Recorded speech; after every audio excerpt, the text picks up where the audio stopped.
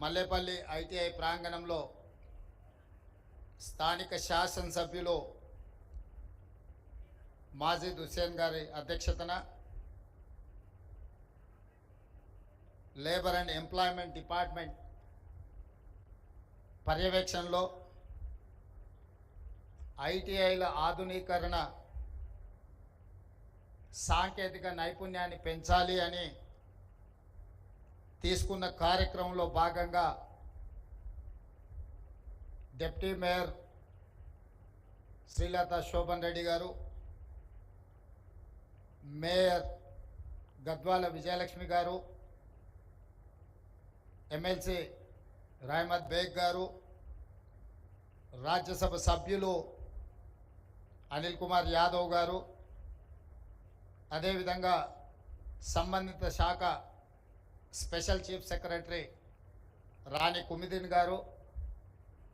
TGIIC ఎండి విష్ణువర్ధన్ రెడ్డి గారు,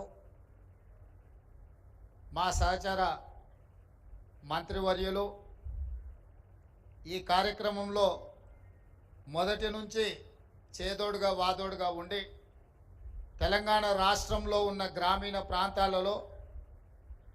అదేవిధంగా పట్టణ ప్రాంతాలలో ఉన్న పేద మధ్యతరగతి కుటుంబాలకు సంబంధించిన కార్మికుల యొక్క పిల్లల్ని తీర్చిదిద్దాలన్న ఆలోచనతోటి మేము ఆలోచన చేసిందే తడువుగా కార్యాచరణ కార్యరూపంలోకి దాల్చిన మంత్రివర్యులు దుద్దిల్ల శ్రీధర్ బాబు గారు, అదేవిధంగా financial and technical partner Tata సంస్థకు సంబంధించిన ప్రతినిధులు, అదేవిధంగా ఐటీఐకి సంబంధించిన విద్యార్థులు, వివిధ శాఖలకు సంబంధించిన అధికారులు, అదేవిధంగా భవన నిర్మాణ కార్మికులకు సంబంధించిన వాళ్ళ పిల్లలు విద్యార్థులు అందరూ కూడా ఈ కార్యక్రమంలో పాల్గొని ప్రభుత్వం ఒక మంచి ఆలోచనతోటి ఈ తెలంగాణ రాష్ట్రంలో ముఖ్యంగా తెలంగాణ ఉద్యమం, తెలంగాణ రాష్ట్ర సాధనలో విద్యార్థుల యొక్క నిరుద్యోగ సమస్య, ఉద్యోగ ఉపాధి అవకాశాలే ఆనాడు అత్యంత కీలక పాత్ర పోషించినాయి. ఆ యొక్క అవకాశాలు రాకపోవడం వల్ల విద్యార్థులలో నిగూఢమైన ఒక భావోద్వేగం పెనవేసుకపోయి తెలంగాణ ఉద్యమ రూపంలో తెలంగాణ రాష్ట్రాన్ని సాధించినాయి. తెలంగాణ రాష్ట్రాన్ని సాధించిన యువతీ యువకులకు, నిరుద్యోగులకు ఉద్యోగ ఉపాధి అవకాశాలు కల్పించడమే మా ప్రభుత్వం యొక్క లక్ష్యము, మా ప్రభుత్వం యొక్క లక్ష్యము.